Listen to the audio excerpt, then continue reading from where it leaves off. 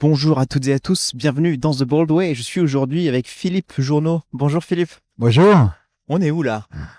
On est dans un endroit que peu de Parisiens connaissent, qui est le toit du futur hôtel Saks, qui va ouvrir le 4 avril et qui va être inauguré le 3. Trop bien. Avec une vue imprenable sur la Tour Eiffel, sur c'est quoi ça, les Invalides? Alors on a strictement, c'est une vue à 360 degrés, on a vraiment tout Paris, Ouais, puisque ici, nous avons la Tour Eiffel avec en toile de fond la Défense, ça c'est une vue absolument rarissime, le Palais de Justice, les Invalides, Sainte-Clotilde, Saint-Augustin, euh, ici on devine Beaubourg, euh, évidemment le Sacré-Cœur, ouais, nous avons Saint-Sulpice, les deux tours de Notre-Dame, le Panthéon, et la tour Montparnasse. ouais, c'est C'est vraiment pas la plus belle, mais moi je préfère regarder plutôt de ce côté-là en fait. la Tour Eiffel. Donc là, on est sur ton dernier projet, c'est ça? Ouais, c'est ça, ouais. Ouais, comment ça s'appelle? Il s'appelle le Saxe. Le Saxe. C'est un hôtel lifestyle 5 étoiles, Trop bien. luxe. Mais alors, tu sais, aujourd'hui, moi, j'aimerais bien revenir sur ton itinéraire.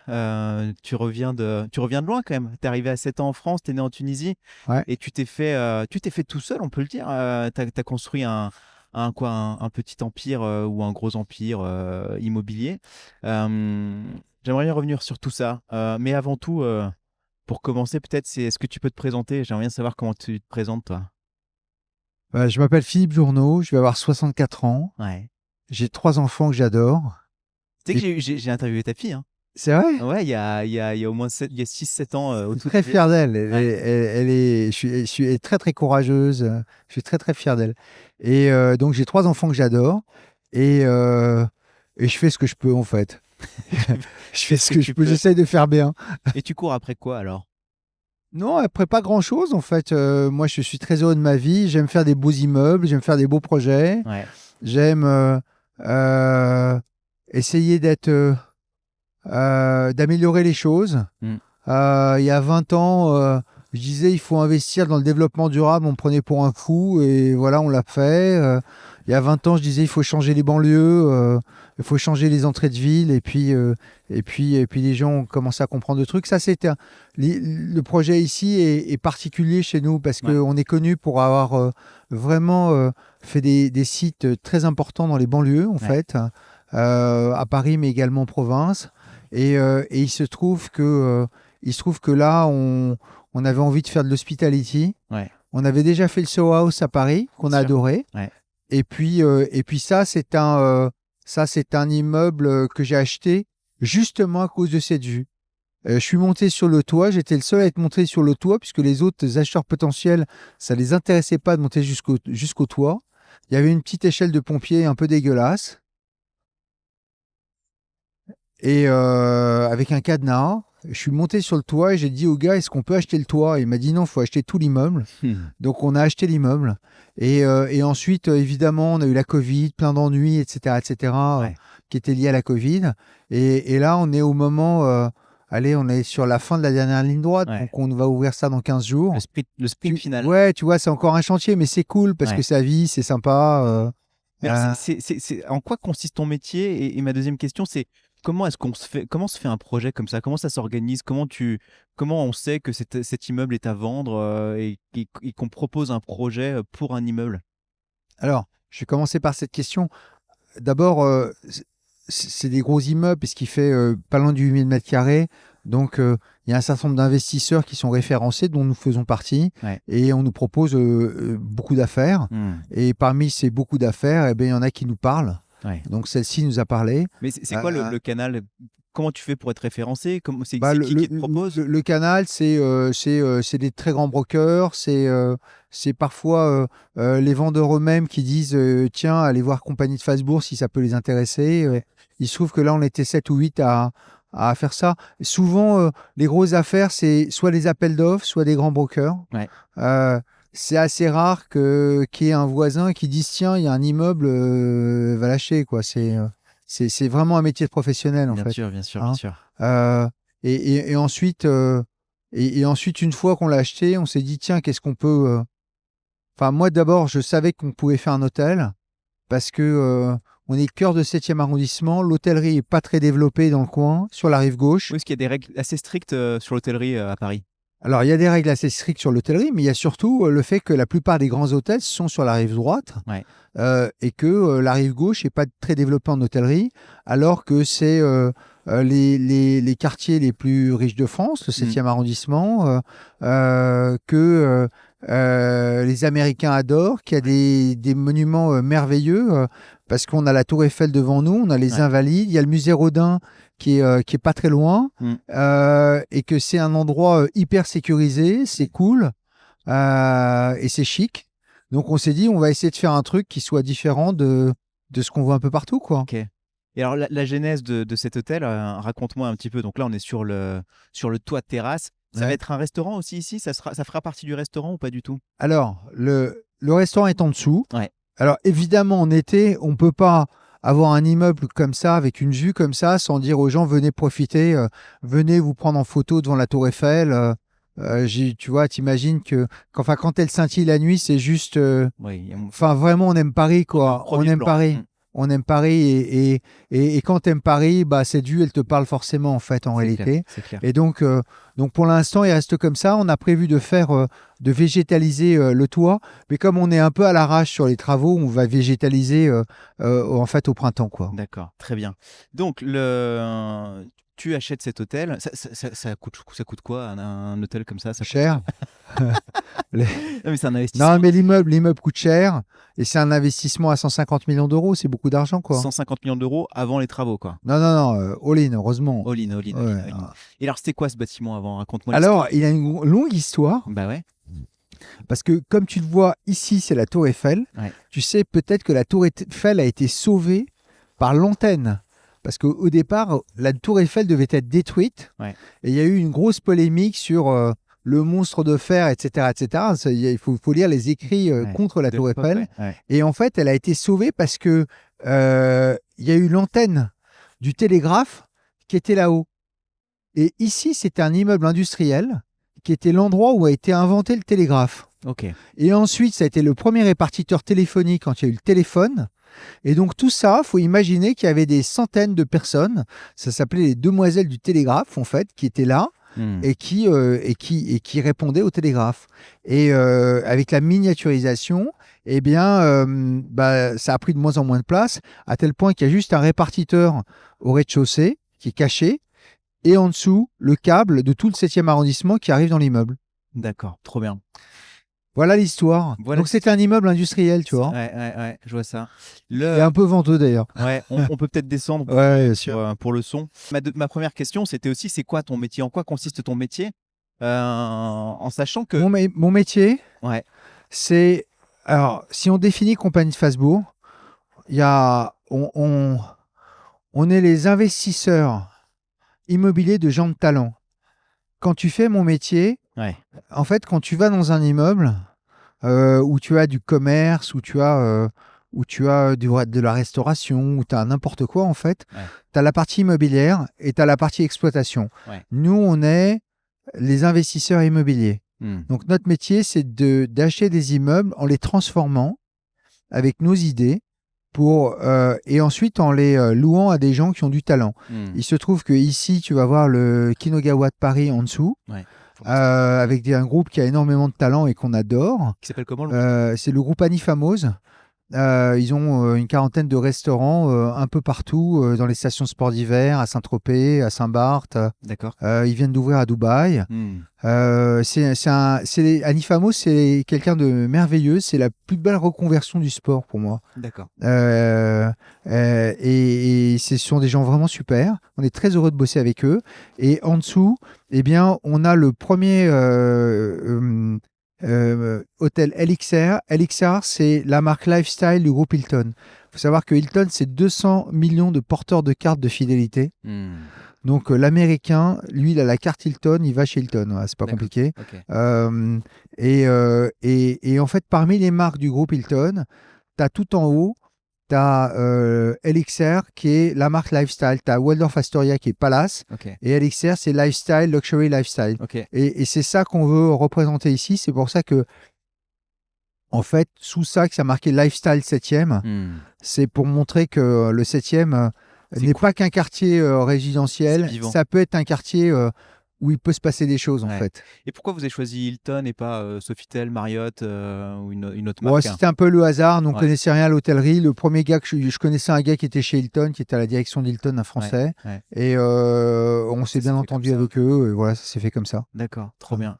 Et ensuite, on est allé chercher, quand on a fait Soho House, c'est moi qui ai ramené Soho House, qui ai convaincu les gars de Soho House de venir en France, parce qu'au début, ils voulaient pas trop. C'était pas intéressant. Mais Ouais. en fait, là, ils ont compris que la France, c'était bien, C'est quoi. pas mal quand même, ouais. Ouais, C'est pas si mal. ouais, c'est pas si C'est les mal. 35 heures et les retraites. Mais non, Mais, mais non, mais mais, non, mais il y a du business à faire. Il y a plein de gens qui mais font du. non, mais c'est aussi les Français, il faut pas les réduire aux 35 heures. Il faut pas les réduire à non. Les Français, c'est un peuple de génie, mais à qui il faut un peu botter le cul de temps en temps, en fait. En réalité, voilà. Parce que parfois les gens s'asseyent sur la magnificence de ce pays. Hmm, Euh, et ils ont l'impression que les choses sont acquises, hmm, alors qu'en fait, tu les gagnes tous les jours. bien sûr. Et tu les gagnes en travaillant, en ayant des idées. Mais les Français, c'est un peuple de génie. Vraiment. Tu es français, toi? Ouais, bien sûr. Tu es un génie. Tu fais partie. Non, mais sûr. Tu sais, on a l'habitude on a l'habitude de s'auto, Flagellé, ouais. ouais, de Le French s'auto-flageller. flageller. Ouais. On tu vois, à chaque fois qu'on fait un truc, regarde les Jeux Olympiques, les mecs te disaient que ça allait être l'insécurité. Moi, je suis mort de rire parce que à la fin, Ouais. les Parisiens, ils ont juste raté les Jeux Olympiques dans leur Ils sont ville. passés à côté, ouais. Non, mais ils sont juste passés à C'est côté. clair. Et à la fin, les mecs avaient les boules. Et nous-mêmes, la première semaine, on est allé à l'inauguration. Ouais. Et ensuite, on est revenu parce qu'on s'est dit, mais attends, il se passe un truc chez nous, on est en train de le rater, quoi. Ouais, ouais. Donc, tu vois, on a l'habitude, nous les Français, de penser que les autres sont mieux, mais c'est pas vrai. C'est pas vrai. On est les meilleurs. On fait partie des meilleurs. Non, on fait ce qu'on peut. Parle-moi du design de cet hôtel. Parce que bon, une fois qu'on a acheté l'hôtel, qu'on a trouvé un opérateur, des opérateurs, d'ailleurs, dans quel sens ça se fait? On commence par quoi? Euh, En fait, ça commence par des idées. C'est qu'est-ce que je fais d'un immeuble? Ouais, Alors, ici, on est dans une suite. ouais. Ici, on est dans une suite avec 4 chambres. 4 chambres. Hmm. On est rentré par le salon. Donc, tu vois, salle de bain en marbre, super classe. Très lumineux. C'est magnifique. Tu vois, t'as du level, quoi. Tu vois vraiment, Hmm. tu vois, tout est en marbre. C'est très lumineux. Alors, tu vois, tu peux créer ta privacy, comme disent les Américains, hop, en faisant Avec comme ça. D'accord, génial. Donc, en fait, tu crées ton ambiance, mais du coup, ça te donne la profondeur. Ouais. C'est extrêmement lumineux parce que, tu vois, ces chambres donnent sur l'avenue, donc tu as vraiment le soleil. Baie vitrée tout le long, ouais. Ouais, tu vois, pleine balle. Hmm. Et ça, c'est une suite avec, quatre chambres d'affilée, en fait. D'accord. Donc ici, tu as la chambre, là, tu as la master qui est reliée au salon. Là, il reste un truc qui va arriver, qui est une grande télé dans une caisse américaine, un peu comme celle-là. Hmm. Et D'accord. tu vois les mini-bars qui sont là, ça, c'est les produits. On fait un partenariat avec le Bon Marché. Donc c'est eux, je disais Lifestyle 7e. Bah ouais. Donc voilà, Bon La grande Marché. épicerie, bon marché. Ouais, la grande épicerie, on est content, c'est cool. Euh, et, euh, et ensuite, on va continuer, on va visiter. Euh, donc, tu vois, t'es bien, quoi. C'est pas guindé. Hmm. C'est un endroit où tu peux te poser dans plein d'endroits. Tu vois, tu peux te poser. Ouais. Enfin, tu vois, tu peux bouquiner ici, tu peux travailler là. Hmm. Ici, à côté, t'as une chambre. Hop. T'as une chambre qui est pour. Hop. Bon, bah, je vais le faire bouger après. Pour les enfants. Ouais, la chambre d'enfant, par exemple, tu vois. Euh, enfin, tu vois, quand je te disais que l'hôtel est prêt, tu peux aller. En fait, Oui, les on draps sont commence, faits, ouais. commence à dormir, en fait, en Les maisons réalité. sont. Voilà. Donc, tu vois, dans la série, c'est cool. Ici, tu es là, tu as des bonbons gratos. Mais on veut que les gens soient bien, nous. Donc, Bien c'est sûr, bien important. sûr. Pour nous, c'est très important. Et là, tu continues avec une autre. Donc, tu avais la master avec les parents, Ouais. le salon, Ouais. les enfants, Avec les gosses, ouais. avec le chien. Le chien, Et là derrière, tu as les grands-parents. Tu vois, moi, je suis catégorie grands-parents. c'est pas mal. T'as des petits-enfants déjà? Ouais, j'en ai 2. Trop bien. Et donc, tu vois, quand tu es là, tu vois, tu as la télé, c'est chic, Hmm. quoi. Tu vois, Ouais, c'est chic et c'est pas prétentieux, en fait. C'est ça qui est important. hmm. On veut que les gens se sentent bien. Là encore, toujours les salles de bain en marbre, tu vois Ouais, c'est la super. transparence. Euh, Ouais, on est bien. tu vois la transparence. Sincèrement, c'est cool. Tu vois, regarde, là, on est dans une configuration nuit, Ouais. puisque je ferme les rideaux. Bah, quand tu fermes les rideaux, tu es dans un vrai cocon, quoi. Tu es dans un truc sur lequel tu es très très bien. Et donc, on a voulu faire des styles qui soient différents Ouais. entre Kinogawa là-haut, le bar qui va être très chic, baccarat, machin, Ouais. la galerie qui est sublissime, Hmm, hmm. et le jardin qui est encore très chic à la française. Et la boîte de nuit? Euh, ouais, c'est pas une boîte de nuit, c'est chez Kinogawa où ils peuvent faire effectivement beaucoup de Ils bruit. peuvent monter le son. Ouais, ils peuvent monter le son très fort, ouais. Ok. Voilà. Et donc, tu vois, tu te retrouves dans un. On va ressortir sur les couloirs, Ouais. aller visiter une des suites en face. Bien sûr. Euh, Ça coûte quoi une suite là ici? alors, dans l'hôtellerie, il y a un truc qui s'appelle Eh oui, le yield management. le fameux yield management, ouais. Ça Et consiste donc, en quoi le yield management pour bah, ceux qui connaissent pas? en fait, c'est comme quand tu prends l'avion. Ouais, Si tu t'y prends un an et demi à l'avance, tu vas pouvoir payer ta place pas cher du tout. ouais. Quand tu t'y prends la dernière minute, bah, Tu te ça fais. risque de en fait, tu es dépendant du taux de remplissage, pour faire Ouais, très simple. ouais, Quand ton taux de remplissage est très élevé, bah, ton prix monte. bien sûr. Quand tu es sur la Côte d'Azur et tu as le Grand Prix de Monaco, bah, tous les prix Des- tu vois, Hmm, dans un hôtel normal, la chambre va être à 150 euros hmm. et puis Grand Prix de Monaco, elle va monter à 1000 euros. Ouais, Donc ici, bah, le prix moyen va être aux environs de 600-700 euros la chambre, hmm. en fait. D'accord. Euh, Bonjour madame, ça va bien? Ce qui est cher, mais Voilà. pas non plus. Bonjour, pardon.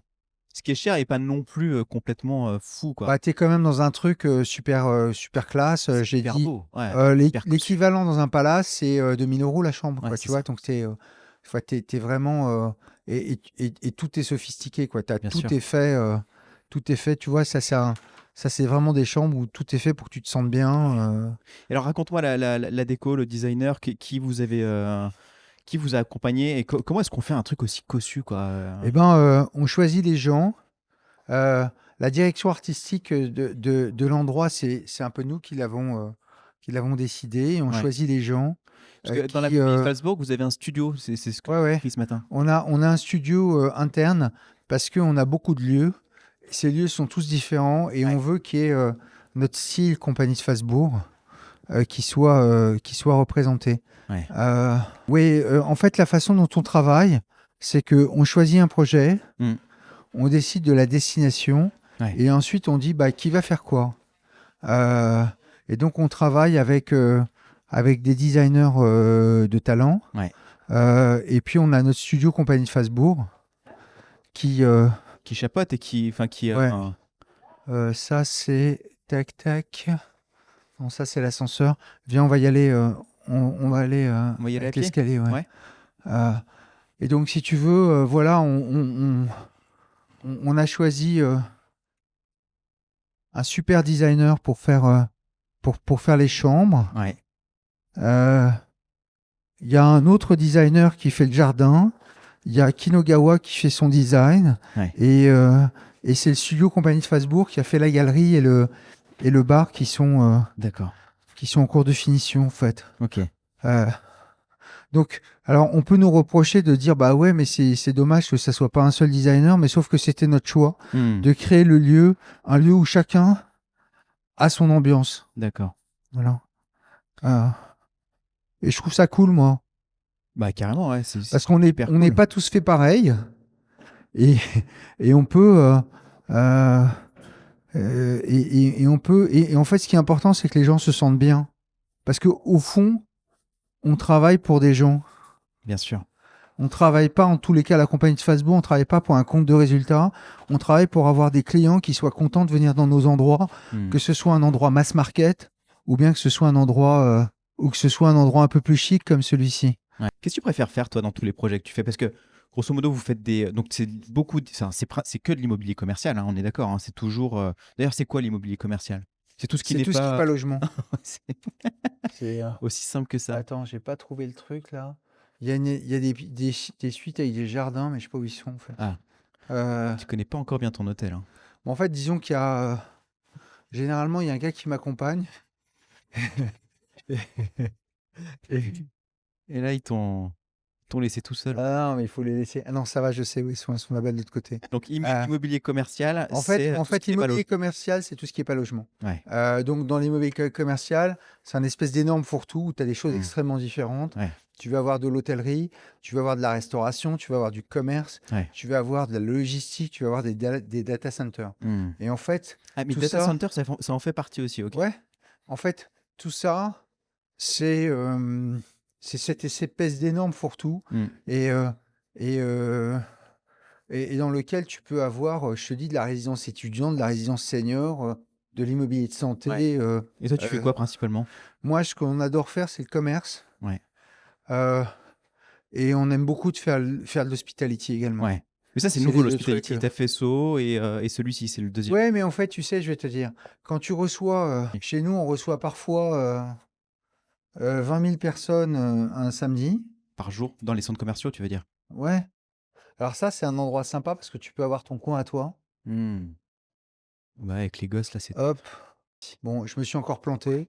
Je n'ai pas trouvé les bons trucs. C'est pas grave. Euh, c'est... T'as pas un bouton SOS? Non, Je suis non, mais ça va, perdu. c'est bon. Je vais te montrer. Je vais te montrer. Mais pas du tout, ça Comme va. les... Je vais lui montrer des chambres avec les... Tu sais, ils font Tu ça sais, pour, ils sont hyper ils chics. font ça pour les seniors maintenant. Ouais. T'as un bouton SOS. Mais bien sûr. Mais non, non, non. Nous, ce qu'on sait très très bien faire, et je pense que ça nous est crédité, Ouais. c'est qu'on a révolutionné le commerce de périphérie, Ouais. à savoir les retail parks, qui étaient dont le paradigme c'est pas cher, je te fais moche pour que tu comprennes que c'est pas cher. Bien sûr. Et moi j'ai dit mais le coup d'après c'est que t'expliques aux gens qu'ils ont une vie de merde en fait. Mmh. Bah ouais. Et nous ce qu'on veut c'est bien traiter nos clients. C'est embellir la vie des gens. Exactement. Mais d'ailleurs, ça, Et c'est... donc pour ça, on a fait des projets dont je suis extrêmement fier, comme l'Atoll à Angers, Mmh. ou dont qui a vraiment révolutionné le commerce de périphérie parce que pour la première fois, il y avait un objet architectural complètement fou Mmh. qui était d'une qualité dingue Mmh. et, euh, et dans lequel on a mis du mass market parce que si tu vas à l'Atoll à Angers, tu as à la fois Action, Boulanger, Darty, Primark, Mmh. etc., etc. On peut faire du En fait, accessible dans du très c'est beau. ce qu'on a montré. Ouais. On a montré qu'on pouvait faire du super beau. Tu as remarqué que j'ai quand même le pass pour entrer dans toutes Bah, les ça, c'est chambres. Tu extraordinaire. vois, C'est le master pass. tu vois, Ça, c'est quand même classe. c'est le pass de la femme de ménage. Voilà. Là, tu as une Ah, chambre qui est très là. cool. Ouais. Là, tu as une chambre qui est très cool avec comme un grand studio en fait où Mmh. tu descends les escaliers. Tu as une très belle hauteur sous plafond. Canon. Tu es sur l'avenue. Tu vois, c'est vraiment la classe, quoi. Tu vois, tu es ici, Ouais. Et tu vas venir habiter ici, alors, tu toi, non? constateras qu'il y a zéro bruit. Ouais. Voilà. Euh, C'est le kiff, quand même, non, d'habiter Ouais, dans un hôtel? ouais, bah, c'est cool. Attends, c'est un rêve d'habiter dans un hôtel. Ouais, c'est clair. Mais moi, j'ai pas les moyens de venir ici. Ah non, je plaisante. Non, non, non, mais Et les œuvres d'art, c'est toi qui as fait la sélection aussi? non, non, ça, c'est les designers qui ont Ouais. qui ont fait les sélections. Moi, j'ai fait la sélection de deux, trois œuvres d'art. Mmh. La première, c'est la fresque que nous aurons au plafond Eh oui. du bar, avec la Mmh. liberté guidant le peuple, refait Ouais. par un grand street artiste qui s'appelle Sto. Ouais. La deuxième, c'est un Arik Lévy que je vais mettre dans l'entrée du jardin, mais je ne l'ai pas encore livré pour Mmh. pas le massacrer. Bien sûr. Il sera livré à la dernière minute. Et la troisième, c'est un film, c'est des écrans sur lesquels tu as eu un film qui a été fait par l'intelligence artificielle, en fait, Ah, trop bien. autour de l'écologie. Parce que l'écologie, c'est un thème qui nous est extrêmement cher. Mmh. Mais nous, on a une écologie, on n'a pas une écologie de combat, on a une écologie d'action. Mmh. Qu'est-ce que ça veut dire? Ça veut dire que On fait. ouais, c'est-à-dire que, tu vois, l'année dernière, on a lancé un grand truc qui s'appelait 1100 000.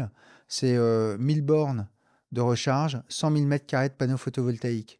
J'ai été le premier à mettre des bornes de recharge électrique dans mes centres commerciaux depuis 2014. Mmh. Je l'ai fait à Metz. Bah, je peux te dire que les 2 premières années, il y a eu il y a eu une seule voiture qui venait de temps en temps se recharger. Mmh. Une seule, pendant 2 ans. Bon. Donc, on était très en avance sur, Mm. sur ce mouvement-là, en fait, Ouais. en réalité. Et donc, par exemple, moi, j'ai une marotte qui est la récupération de l'eau Ouais. et ne pas gaspiller l'eau. Pourquoi? Parce que C'est des quand... centimes, c'est de l'argent. Non, c'est la vie dans notre Bien planète. sûr. C'est pas, moi, je regarde pas ça sous l'angle de l'argent, je regarde sur l'angle macro de quels sont les impacts. Tu peux pas avoir des chasses d'eau à l'eau potable Mm. et prendre un avion et à 6 heures d'avion d'avoir des gens qui doivent faire 15 kilomètres pour aller chercher de la flotte dans un puits. Enfin, tu vois, il faut avoir une vision un peu globale de Bien sûr, ouais. l'humanité Mm. et de se dire, ça va, parfois on va trop loin, tu vois. Mhm. Euh, et donc, on a été les premiers à, dans nos lieux publics, à mettre des urinoirs sans flotte. C'est un truc qui Mm. marche très bien. Mm. Pourquoi? Parce qu'un jour, en discutant avec un écologue, il me dit, mais un urinoir dans un lieu public, c'est 100 millilitres d'eau par an. Ouais, c'est lunaire. Donc tu sors de l'aéroport, tu sors de ton avion, Mm. tu vas dans les toilettes, Ouais. ton urinoir, il a pompé 100 millilitres d'eau. Donc t'imagines ce que ça a fait en smirmorgue de Vittel ou d'Evian, quoi. Ouais, c'est fou. C'est complètement dingue. Mm.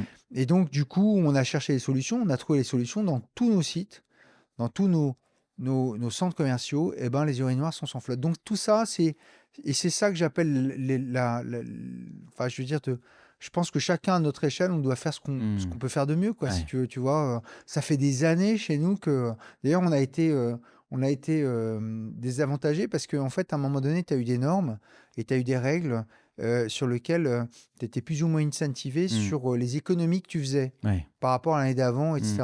Sauf que nous, on les avait déjà faites. Donc, si tu veux, on avait du mal à les Faire mieux. sortir du. Ouais. Bah ouais, puisque, en fait, une fois que tu as fait 95% du job, Oui. bah ton effort pour passer de 95 à 97, il est beaucoup plus important que de passer de 0 à 50, Mm. tu vois. C'est toujours les 20-80, ouais, bien sûr.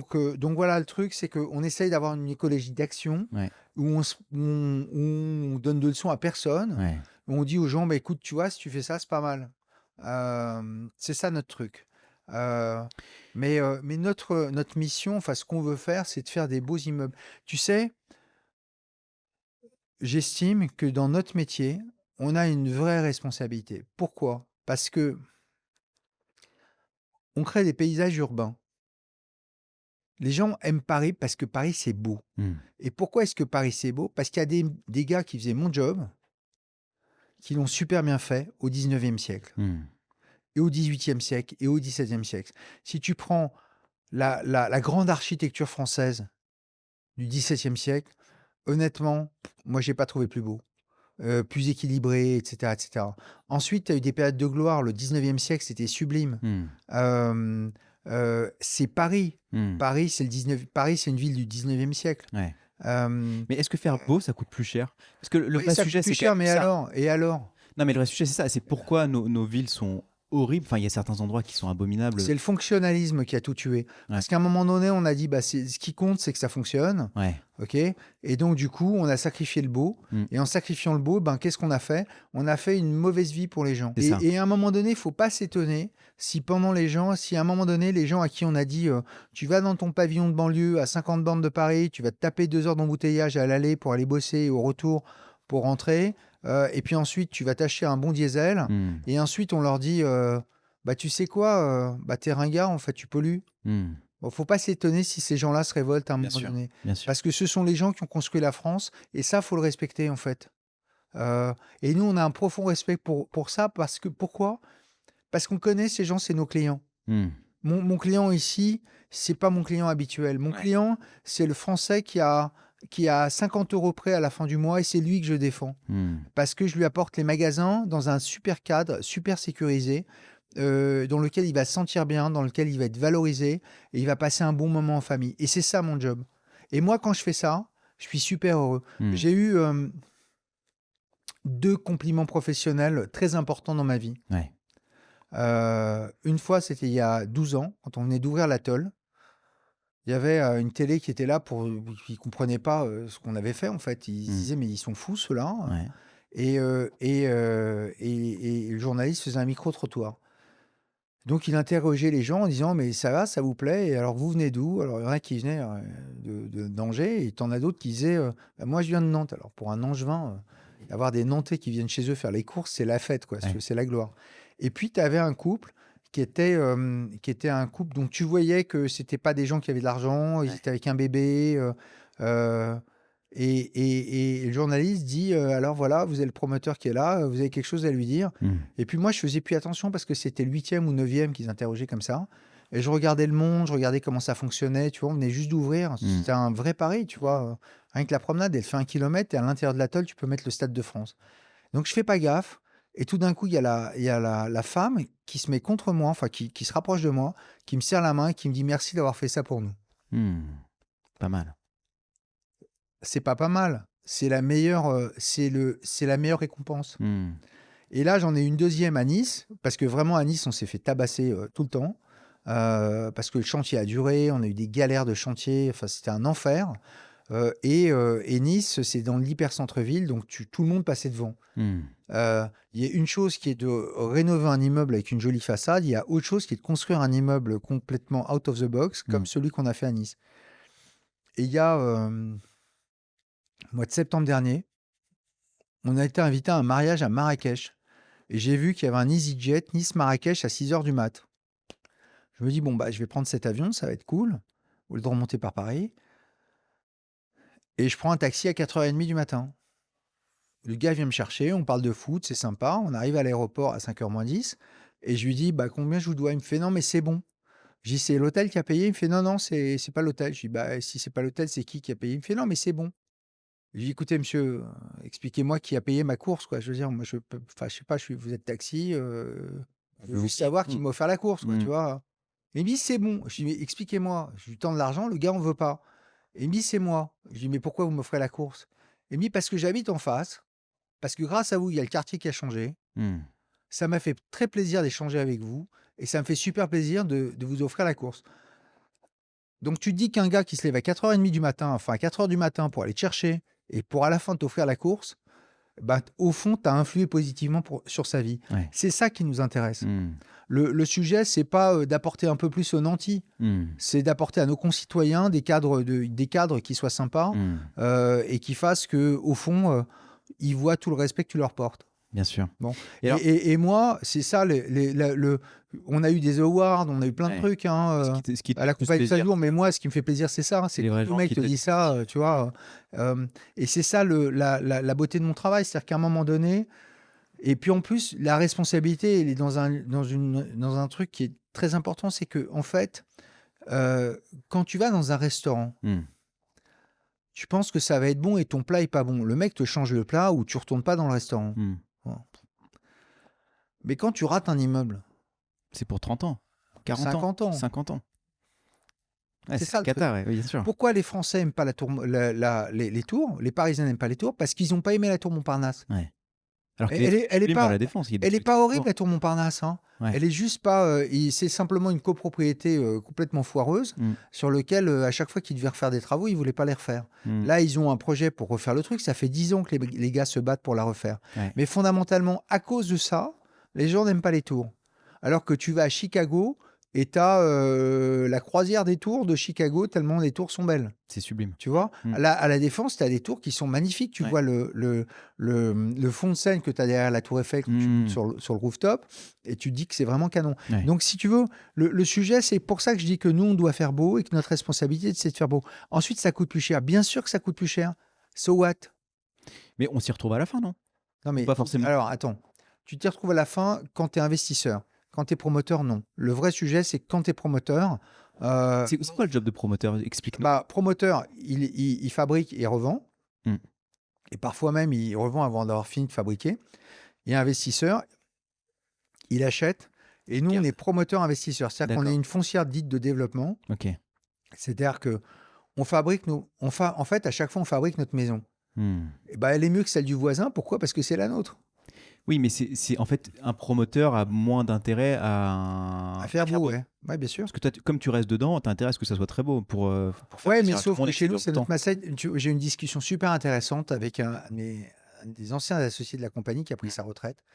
Et je lui dis, tu sais, la vérité, elle est toujours entre le beau et l'argent. Et il me répond, à la fin, c'est l'argent qui gagne. Et je lui dis, non, chez nous, ça doit être le beau qui doit gagner. Donc, c'est ça notre mindset. Alors, il n'est Mm. pas très bien compris, mais après tout, on s'en fout, on est totalement privé, donc on fait ce qu'on veut. Ouais, Tant qu'on a les moyens de payer, on fait ce qu'on veut, en fait, en réalité. ouais, Notre liberté, c'est justement de pouvoir dire, eh ben, tu sais quoi, la porte d'entrée de l'hôtel, elle me plaît pas, ou telle porte, ou tel truc, ça me plaît pas, on va le changer. ouais. On va changer le marbre du bar qui nous plaisait pas. Mm. Euh, Ici. ouais, mais il y a 15 jours d'ouverture, quoi, Mm. tu vois, donc c'est quand même... Un peu sportif, ouais. ouais, c'est ça, ouais. Et alors, t'as combien de propriétés, toi, aujourd'hui, dans le groupe Falsbourg? On en a 85, 85. ouais. Mais il y a des très gros trucs. La plus grosse fait 95 000 mètres carrés. 95 000. Et là, on est à 8 000 ici. Hein. 8 Ouais, 000, ouais. 95 000. Donc, c'est C'est fou, ça, l'atoll. quoi. C'est l'atoll, tu peux mettre le Stade de France à l'intérieur. C'est juste gigantesque. Mais alors, T'as une comment? promenade qui fait 1 kilomètre. C'est Alors, dingue. comme la promenade fait 1 kilomètre, on a inventé plein de trucs. Ouais. Chez nous, ça fait 12 ans, non, 13 ans, que les gens se baladent en navette électrique. Mm. Enfin, tu vois, c'est pas depuis hier matin, ça fait 13 ans. Euh, Segway ou non, en navette électrique? En navette électrique. Comme Ça, c'est les les Golf. mecs de Sécu Mm. qui se baladent en Segway. Ouais. Mais non, non, le client, bah, soit il marche, Ouais. donc il se gare une fois. Avant, dans la zone commerciale, c'était moche. Mais il prenait sa voiture pour aller d'un endroit à l'autre. Ouais. On a dit, mais ça, c'est nul. On va faire des lieux hyper sécurisés. Tu as 150 caméras, tu as des agents de sécu, ils se garent, parking gratuit, ils Mm. sont tranquilles et ils ont toutes les courses avec les meilleures enseignes françaises Mm. qui sont généralement moins chères. Ouais. Donc ensuite, ensuite, on se fait détester. Pourquoi? Parce que tu as les voisins qui te détestent ensuite, les concurrents. Mm. Euh, Tu vois, par exemple, on a une polémique à Lyon. On a fait un truc, un lieu qui s'appelle The Village, Ouais. qui est un outlet avec des shows aquatiques, genre Las Vegas, Ouais, je vois, ouais. J'y étais, ouais. vraiment canon. Mm. Mais enfin, tu vois, on a investi dans un territoire où les gens ne voulaient pas investir. Ouais. On a mis 150 millions d'euros. Mm. Ça marche. Et on est détesté par les associations de commerçants locales, par plein de monde. Parce que c'est trop bien. Ouais. Non, mais c'est C'est incroyable. lunaire, ouais. Mais non, mais c'est incroyable. Tu dis aux gens, mais vas-y, bouge-toi, fais le Ouais. travail. Mm. Tu as une polémique avec des élus de ville qui disaient ouais, c'est de la concurrence déloyale, mais concurrence déloyale de quoi? S'il y a un gars de Grenoble ou de Chambéry ou de Lyon qui fait qui prend sa voiture pour venir ou le train pour venir chez nous, C'est que c'est chez lui, c'est c'est que naze. c'est bien. Non, mais attends, je veux dire, Bien tu sûr. vas pas passer une journée ou une demi-journée dans un endroit naze, ou Bien en sûr, tout cas, bien tu sûr. n'y retournes pas. Tu vois, les gars se posent pas les bonnes questions. Ouais. Mais alors, comment tu t'es. Et nous, notre truc, c'est qu'on Ouais. essaye de faire toujours ce qu'on sait faire de mieux Mm. pour nos clients au moment où on le fait. Mm. Donc, on progresse parce que notre premier magasin, c'était un Halo Vêtements et un magasin boulanger à Ouais, Orgeval mais en alors, 2000. comment t'as commencé? T'as commencé avec quoi? Parce que tu fais une halo vêtements en partant de quoi? Non, non, moi, j'ai commencé en sortant de l'école. J'avais passé 2 entretiens, j'avais fait les secs. Mm. J'ai eu la chance d'avoir des parents merveilleux. Ma mère était instite et mon père petit commerçant dans le 13e arrondissement, à Ouais. d'Italie. À Paris. Et ils m'ont poussé à faire des études, donc je suis Mm. allé au lycée Henri IV. Ensuite, j'ai fait les secs. T'étais doué quand même à l'école, parce qu'Henri IV et tout. Ouais, ouais, mais bon, je n'étais pas vraiment le plus doué, mais je me Oui, battais. En fait, tu j'ai te appris à me battre. tout de suite. J'ai appris à me battre, ouais. Non, l'élément fondateur dans ma vie, c'est que j'ai une sœur qui est non-voyante de naissance. Mm. Donc, j'ai toujours été élevé dans la responsabilité, dans le fait qu'il fallait protéger Mm. et se battre. Ouais, Donc, voilà, c'est que quand on se bat, je suis dans mon élément. d'accord. Euh, Donc tu fais les secs. donc, je fais les secs et quand je fais les secs, je passe 1 ou 2 entretiens. Mm. Je me dis que c'est vraiment pas ma came, les grands groupes. Et, et mon oncle me propose de racheter une boîte en difficulté. Mes parents m'ont prêté toutes leurs économies, 500 000 francs à l'époque, et je démarre avec ça. Ok. Je me fais déchirer direct. Comment Et ça, tu te fais déchirer? bah parce qu'en fait, on n'avait pas fait l'audit correctement. C'était de la filiale d'un groupe de textile qui allait pas bien, on ne savait pas. 500 je 000 me francs, ça fait beaucoup d'argent quand même, non? Bah, ça faisait beaucoup d'argent. C'était l'économie d'une vie de mes parents, tu vois. Alors, j'ai bien galéré pendant 3 ans, je leur ai rendu. Et ensuite, j'ai créé la compagnie de Fasbourg avec Comment un tu leur as associé. rendu? T'as fait quoi pour leur Bah, rendre? j'ai fait une affaire Ah, t'as fait une affaire. Ouais. immobilière. Immobilière. Voilà. Trop bien. Et ensuite, Et ton premier coup, c'est quoi? et ensuite, j'ai créé compagnie de Fasbourg. Et la première pirouette, c'est quoi? C'était en fait, j'ai revendu un fonds de commerce, Ok, une blinde que j'avais pas payé. pas mal. Ouais. Et donc, j'aurais rendu l'argent. Et ensuite, il me restait assez peu d'argent. Et j'ai créé Compagnie de Fasbourg avec 250 000 francs en 89. Avec un associé, comme on n'avait pas d'argent, on a fait du retournement d'entreprise, donc on bossait dans les boîtes. Et j'ai eu la chance du débutant pour la première boîte, parce que j'avais acheté une boîte qui faisait de la location de temps de structure podium pour les manifestations, réceptions. On était à la fois les prestataires du prix de Diane Hermès et de la fête de l'UMA, donc c'était assez rigolo. Et j'ai gagné un contrat qui était le changement des décodeurs de Canal+, parce que tout le monde à l'époque piratait les décodeurs, quoi. Tu vois, il n'y avait pas un mec qui payait son décodeur. Donc Canal+, ça les avait un petit peu énervés. Ouais. Et en fait, j'ai gagné ce contrat contre la SNCF, figure-toi. Wow. Et ensuite, il y a des Allemands qui ont voulu acheter la boîte. Et dans la vie, parfois, tu peux avoir du bol, parce que j'ai signé la promesse le 24 juillet 90. Et tu sais ce qu'il y a eu le 1er août? La guerre du Golfe, non, c'est quoi? Crise du Golfe, puis guerre du Golfe. Ouais. Et là, on a fait 85 fois la mise, quoi, si tu veux, tu vois, le truc de dingue. Ouais. Et ensuite, le business s'est effondré pendant... Ensuite, le business a évidemment redémarré. Parti, ouais. Mais pendant 3-4 ans, c'était vraiment très, très dur. Et ensuite, on a acheté plusieurs entreprises. Et comment j'arrive dans l'immobilier commercial?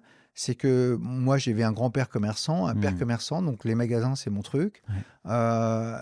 Et je rachète une boîte qui était dans les zones commerciales. C'était les magasins Connexion à l'époque, et qui étaient dans les zones commerciales, mais jamais au bon emplacement. Et quand ils étaient au bon emplacement, ils tournaient le dos au rond-point, pour faire très simple. Pour être sûr que le client fasse un vrai effort pour arriver jusqu'à chez eux. Bon. Et en fait, c'est des super jaloux. Et ils aimaient pas que deux petits jeunes soient venus acheter le plus gros franchisé de chez eux. Donc, ça s'est pas bien passé avec eux. Et en fait, j'ai vendu. Il y a eu à cette époque-là une crise, parce que c'était le gouvernement Juppé, avec les grèves, etc., etc. Mon associé a dit, lui, il avait fait HEC, on s'était connus en prépa HEC. Et il dit, écoute, moi, ce pays est cuit, je vais aux États-Unis, je vais faire des startups. Il s'est barré. Non, d'abord, il se dit, je vais faire Harvard. Donc, il est allé faire Harvard. Ensuite, il est allé en Californie. Ouais. Et puis, il m'a revendu ses parts dans la compagnie de Fasbourg. Et là, j'ai eu un moment super où tout le monde me dit, bon, bah, le mec intelligent s'est barré. Philippe ça va s'effondrer. Sympa. Ouais, non, mais j'ai connu ça. C'est pour ça que moi, les crises, ça me fait pas peur, en fait, en réalité. Ouais. Et la dernière crise immobilière, en fait, au fond, c'était super dur, mais j'ai adoré. C'était quoi la dernière? Celle-là, là, c'est celle-là, là, c'est les 3 dernières années. On est en train de finir, là. On n'est pas encore fini, d'ailleurs. Ouais. Et en fait, et donc, j'ai cette espèce de moment de solitude absolue. Et il me restait un bout de terrain où j'étais sous promesse avec des mecs pour acheter, pour mettre un magasin Connexion. Mais moi, j'avais vendu la boîte. Mais j'étais tenu par la promesse. Donc, je suis allé voir Darty, je suis allé voir Boulanger, j'ai dealé avec Boulanger. C'était le début d'une belle aventure. Et Boulanger, c'est mon enseigne et mon client préféré. Et c'est les gens avec lesquels ça fait 27 ans de bonheur qu'on bosse ensemble. J'en ai fait une quinzaine. D'accord. Tu as une quinzaine de boulangers? Ouais, j'en ai fait une quinzaine. Il m'en reste 7 ou 8. Ouais. Je suis un de leurs tout plus gros bailleurs et c'est mon premier client. Et en fait, on adore ces gens. Et en fait, on a fait ça. Ensuite, en 2002, ensuite, je me suis aperçu qu'on me vendait des magasins qui étaient moches. Je me suis dit, bah tiens, je vais en faire des beaux. Et j'en ai fait des beaux comme ce que je savais faire en début des années 2000. Et puis ensuite, on a progressé. Et on a fait le Big Bang, c'était l'Atoll, qu'on a gagné en 2008. Donc ça, c'est quoi? C'est combien de temps après la création de la compagnie? Non, mais en fait, Compagnie de Fasbourg fait de l'immobilier. J'ai fait de l'immobilier à mi-temps de 97 à 2002. Et le reste, c'était du retournement d'entreprise? Non, et le reste, ça a été du retournement de l'entreprise. Et à un moment donné, on avait monté un incubateur digital avec des copains hommes d'affaires. Et quand il y a eu la crise de l'Internet, l'éclatement de la bulle d'Internet, je suis allé les voir, je leur ai dit, les gars, avec 30 millions, on ramasse l'Internet français. Et dans cette réunion, ils me disent, bah, ça tombe bien, on voulait te dire que nous, on veut s'arrêter. Mince. Et donc, du coup, j'ai fait de l'immobilier full-time et j'ai toujours su que le digital allait se développer. Ouais. Et donc, en fonction de ça, j'ai dit, qu'est-ce que tu peux faire pour lutter contre ça? Contre le digital. Enfin, en tout cas, éviter que le digital prenne le dessus. Voilà. Bah, ce que tu peux faire, c'est des lieux qui soient canons, dans lesquels les gens passent un bon moment. et qui soit hyper digitalisé. Alors, on a commencé par mettre des capteurs partout. Comme ça, on avait toute l'info. Et nous, moi, j'ai une info de dingue. Ouais. Et ensuite, on a par exemple eu cette initiative Ouais. de faire. Et là, c'est ma fille qui a développé le truc, Charlotte. de faire Wishibam, qui fait que nos sites peuvent être à la fois physiques et digitaux en même temps. Et donc ça, c'est un truc qui a participé vraiment au succès, par exemple, de The Village. Mais on a au lieu de refuser les vagues de digitalisation, On les a intégrés. Enfin, on les a tout de suite intégrés. Si tu Ouais. prends un truc, tu prends notre outlet The Village, il a 270 000 followers sur Instagram. La dernière fois, on a pondu un post, il y avait 1 million de vues sur TikTok. Ouais. On a des influenceurs ou des Instagrammeurs internes, etc. Si tu veux, tu vois, on fait vraiment le taf, quoi. On fait vraiment le taf et on fait le taf pour que les gens, au fond, on service des gens, quoi. Ouais. Et alors, c'est un podcast à propos de l'innovation et de l'audace. J'ai l'impression que vous êtes à fond. Ça, c'est ta musique. C'est maçonnerie. On n'est pas dans le cliché, là. Et alors, c'est quand que tu t'attaques à New York, d'ailleurs? Eric, je te rappelle. Tiens. J'y vais le 15 avril. Je vais voir Daniel Libeskind et Stephen Hall, qui est un grand architecte américain. Génial. Mais t'as des affaires à l'étranger, d'ailleurs? J'en ai, mais j'ai pas réussi là-bas. Ouais. En fait, c'est pourquoi? Parce que l'immobilier, c'est pas scalable. En fait, chaque affaire est différente. Ok. Donc, c'est comme si... Pourquoi en fait, c'est pas scalable? Parce que oui, tu peux pas, il n'y a pas d'économie d'échelle, quoi. C'est un immeuble, ça coûte. tu vois, par exemple, tu prends Free. Ils font une bonne campagne, ils prennent 200 000 adhérents, abonnés. Bon. Nous, je fais un bon immeuble, l'immeuble d'à côté, je vais me planter. Et c'est pas parce que... C'est un peu comme le foot, l'immobilier. Ouais. C'est-à-dire que tu as un niveau, tu es bon, mais de temps en temps, tu vas prendre une tôle.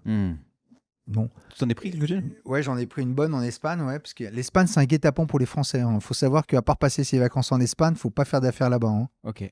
Alors, mais je peux dire que et à chaque fois, je parle à un copain homme d'affaires et il t'explique que c'est vachement dur, quoi. Ok. Ou alors, ceux qui ont réussi, ils t'expliquent que pendant 25 ans, ils ont galéré avant de comprendre. Donc à l'étranger, on n'a pas réussi. Mais il y a eu aussi la Covid, parce qu'en fait, l'immobilier, il faut y aller, il faut être là. Ouais. Tu vois, là, on est derrière chaque détail, chaque lumière, va faire ça à Los Angeles, tiens. Va faire ça à Washington, va faire ça... Ouais, il faut se lever tôt, ouais. Non, il faut y aller. Il faut avoir des équipes, quoi. Non, mais mais ça suffit pas. C'est-à-dire que notre recette à nous, c'est qu'on est derrière chaque détail. On est vraiment derrière chaque détail. Toi, t'es derrière chaque détail. Ouais, moi, je suis derrière chaque détail. T'es sur le floor. Je suis totalement on the floor, ouais, ça c'est clair. En quoi vous avez innové, là? En quoi t'as innové dans l'immobilier? Alors, pourquoi t'es un innovateur? D'abord, je veux pas être prétentieux, je t'ai dit qu'on essaie de faire ce qu'on pouvait faire de mieux, en fait. On fait de notre mieux. Donc, il n'y a pas de truc. Moi, je me présente, je suis ni un visionnaire, ni un innovateur. Je fais ce que je peux faire de mieux. Mais t'as bien fait, quand même. T'as fait des trucs pas mal. Bah, heureusement. Sinon, tu serais pas devant moi, en fait, en réalité, tout simplement.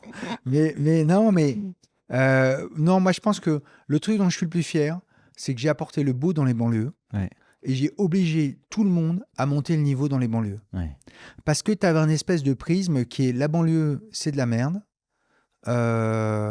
Et ce qui compte, par exemple, j'ai apporté la culture. Attends, c'est un truc con, hein, mais en 2004, j'ai importé c'est quasiment le terme, les magasins de culture dans les banlieues. La première Fnac de périphérie, c'est avec moi qui l'ont faite.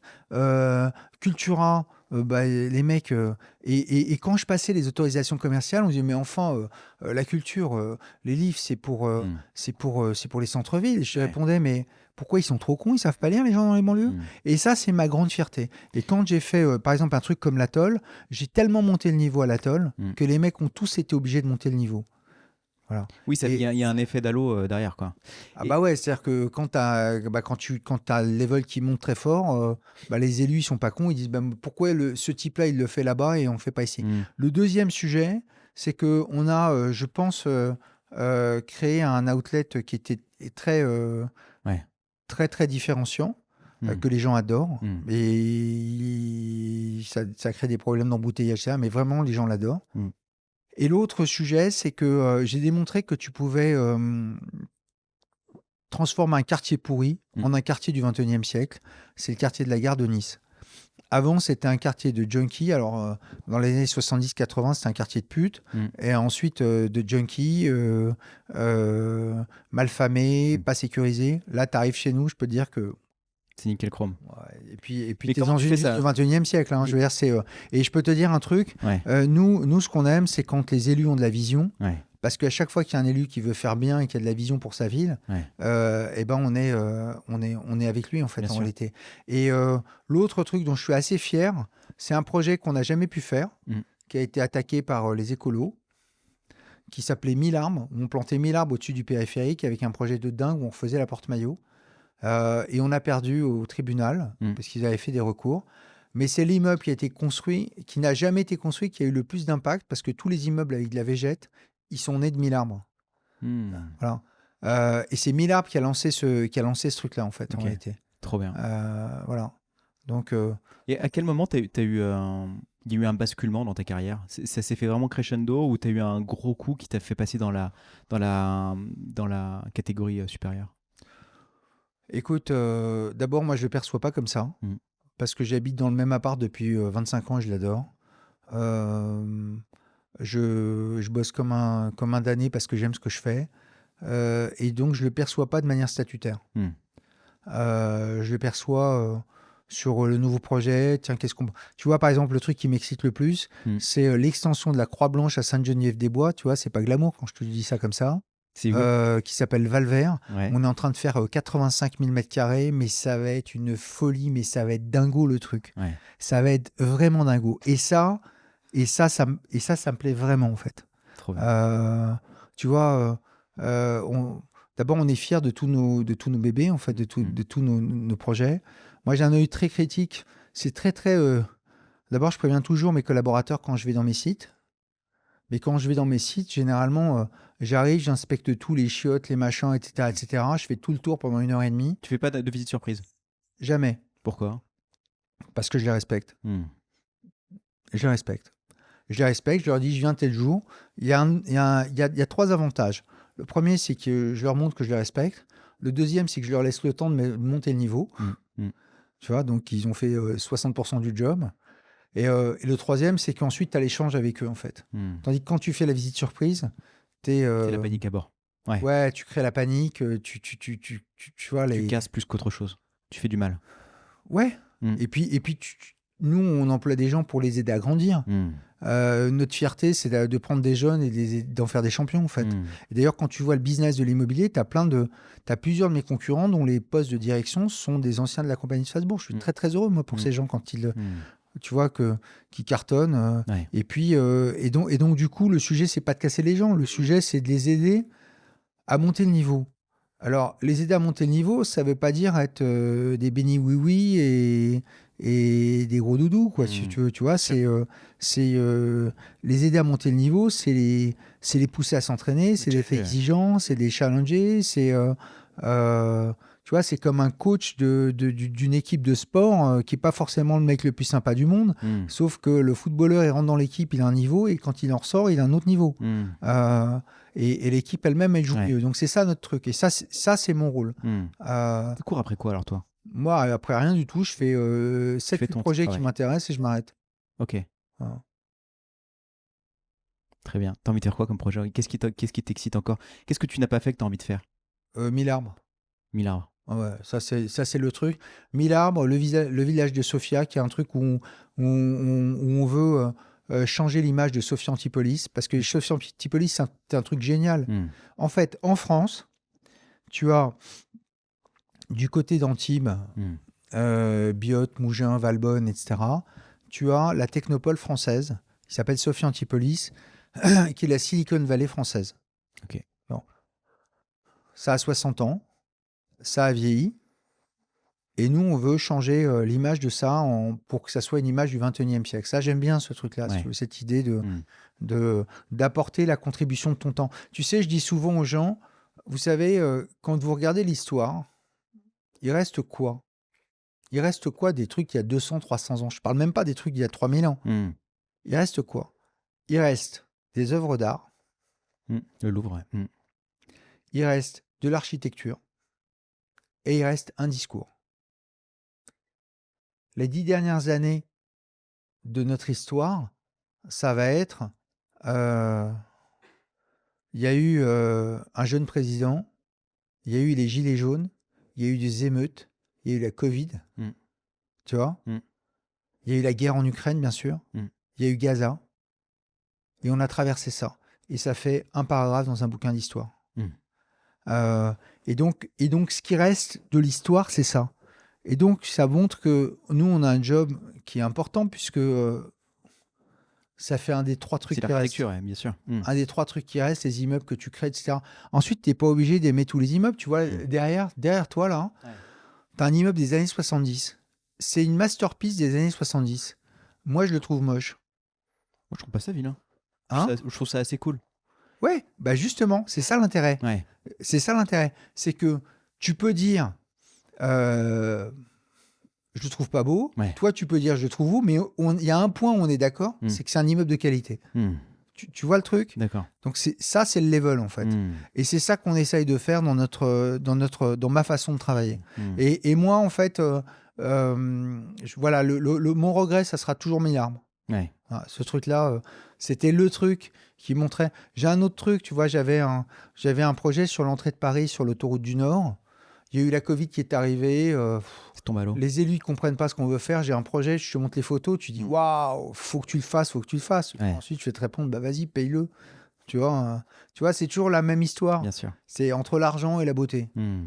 Voilà, et moi, je suis très attaché. Tu sais, quand tu as fait tes études dans les grands lycées, en plus à mon époque, Henri IV, ouais. ouais, Henri IV, Carnot, Mm. on t'expliquait ce qu'est la France. Vraiment. Mm.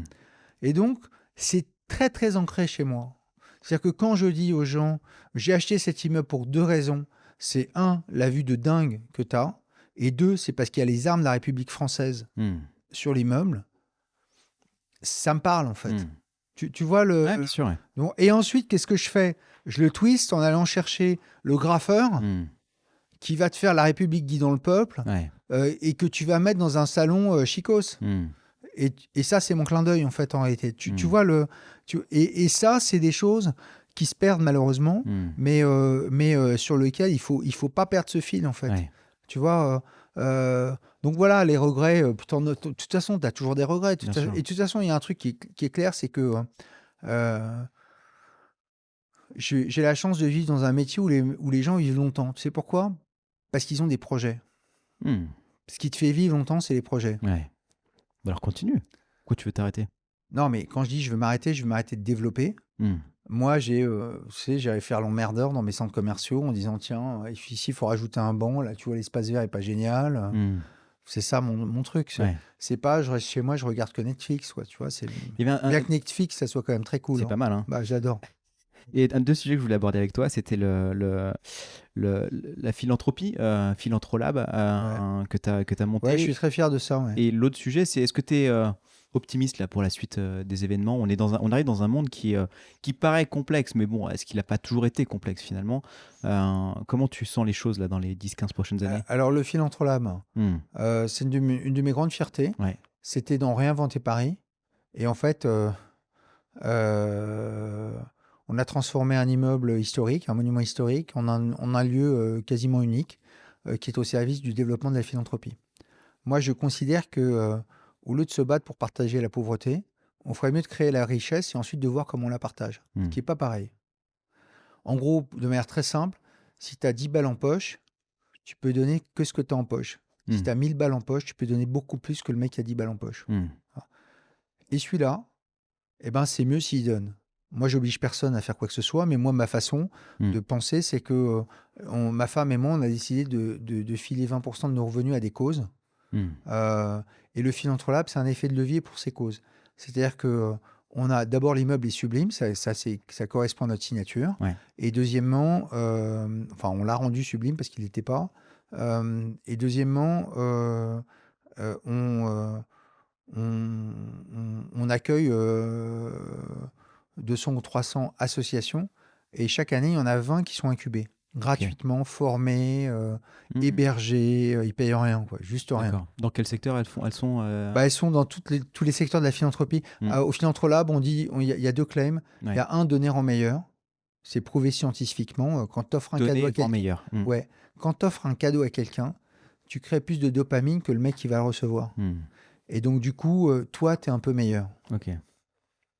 Et une échelle macro, ça fait un truc meilleur. Mm.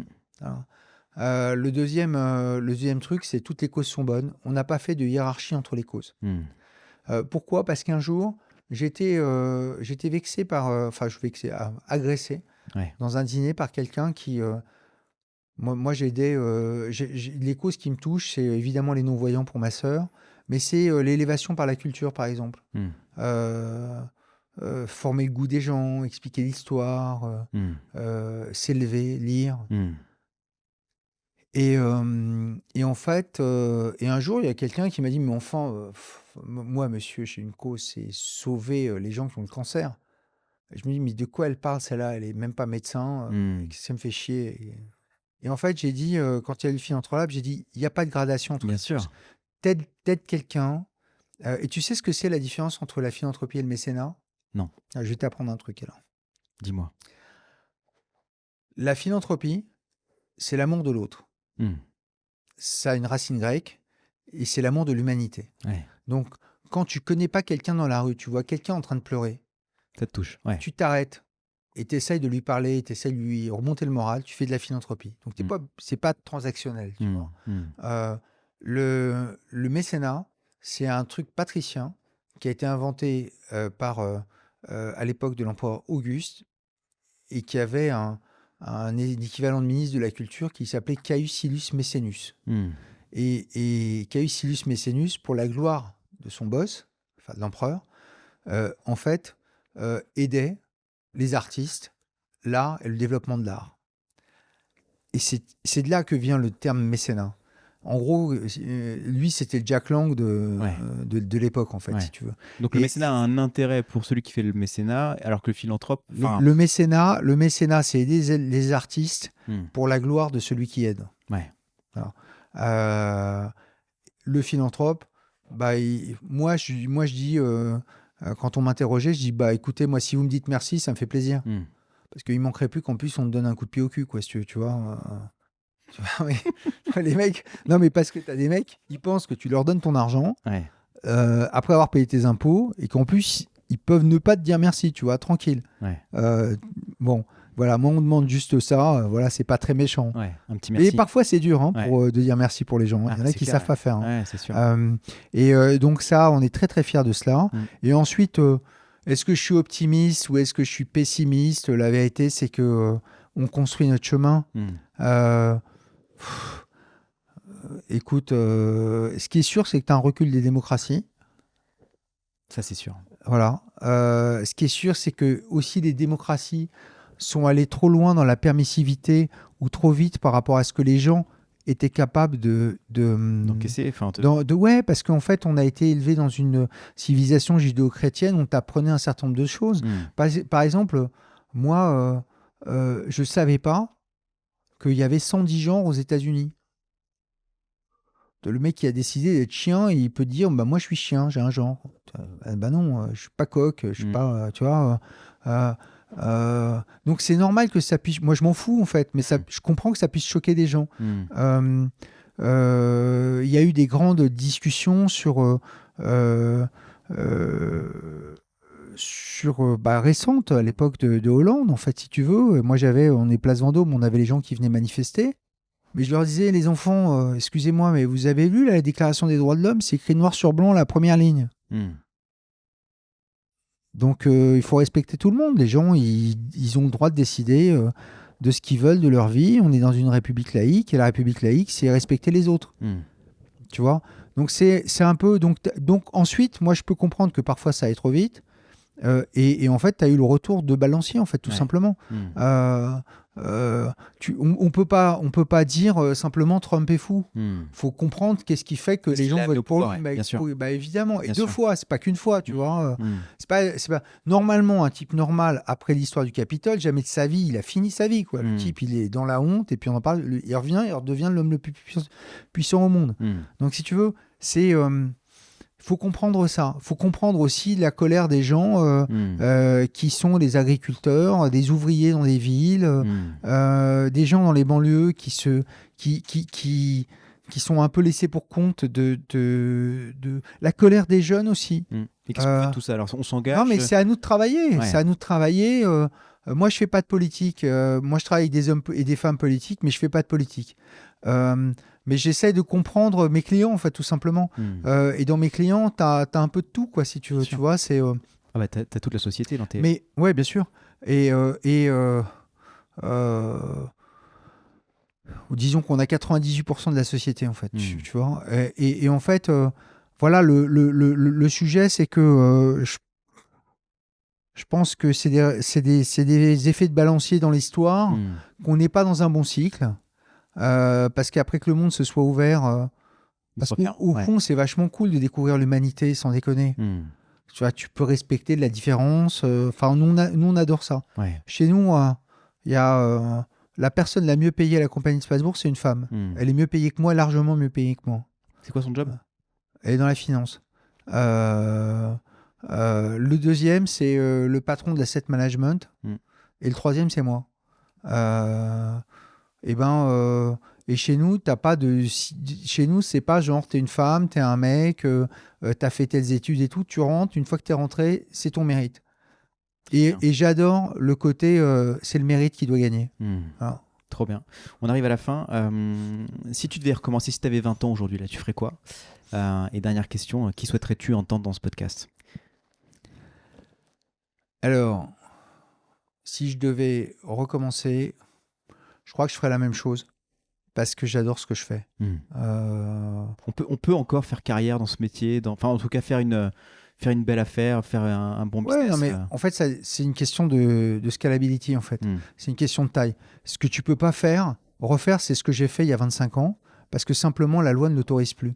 Tu peux plus acheter un champ, parce qu'à l'époque, c'était le modèle, et faire un méga site, parce qu'aujourd'hui, c'est interdit. Okay. Parce que c'est la loi zéro artificialisation nette et tu peux pas le refaire. Donc la barrière à l'entrée est beaucoup plus importante, c'est ça? Ah ouais, mais c'est monstrueux, oublie. En fait, ce que j'ai fait moi avec ce que j'ai fait, ce que j'avais comme argent, aujourd'hui c'est impossible. Aujourd'hui, le business model, c'est je vais chercher un fonds d'investissement à qui je montre que je suis un type malin et puis je prends, il va me laisser 10 ou 15% ou 20% du profit, en fait, du gain. Voilà. Okay. Donc ça, c'est... c'est plus compliqué, ouais. Ça devient très compliqué, mais moi j'adore ce que je fais. Mais en plus, ensuite, je vais te dire un truc. T'es pas obligé d'avoir une très grosse échelle. Nous, aujourd'hui, on a beaucoup de loyers. Mais moi, je me rappelle quand j'ai fait mon premier 1 million d'euros de loyer, j'avais l'impression que j'étais waouh. Puis quand j'ai fait 6, j'avais l'impression que j'étais Dieu, quoi. Et puis quand j'étais à 80, j'avais toute la misère du monde sur le dos et je portais un poids qui n'était pas possible. Donc si tu veux, c'est pas lié à ton bonheur. L'important, c'est d'avoir sa dignité. Ouais. Le plus important, c'est la dignité. Alors qui j'aimerais que tu aies dans ce podcast? Mon pote Daniel Libeskind, parce que c'est un type extraordinaire. C'est un très grand architecte. C'est un Américain. Ouais. Qui a une belle philosophie et qui a des origines polonaises, juives, qui est le grand architecte de la mémoire. Il a une énorme culture architecturale et historique. Comment tu l'as rencontré? Sur un projet? On l'a démarché. Ouais. On a dit on adorait bosser avec vous et puis ils ont dit bah ouais, pourquoi pas. Et puis on a fait un premier projet. Et puis ensuite on a fait Nice et puis là on essaie de faire la Tour Occitanie à Toulouse. Trop bien. Voilà, lui il faut donner la parole aux artistes, aux architectes. En fait. Ah ouais, bah c'est aussi. Au fond, les hommes d'affaires, c'est les mecs les moins intéressants. Ouais, mais on a besoin d'eux aussi pour faire des grands trucs. Ouais, je dis pas qu'on n'a pas besoin d'eux, heureusement, mais. Donc les artistes, les architectes, ce sont ceux qui ont une vraie belle sensibilité sur la vie, sur la société. Trop bien. Écoute, si tu peux me faire une petite intro, je suis très preneur. Merci infiniment pour ton temps. Je t'organise ça. Bravo pour cet hôtel et toute cette carrière et longue vie à toi. Salut. Merci.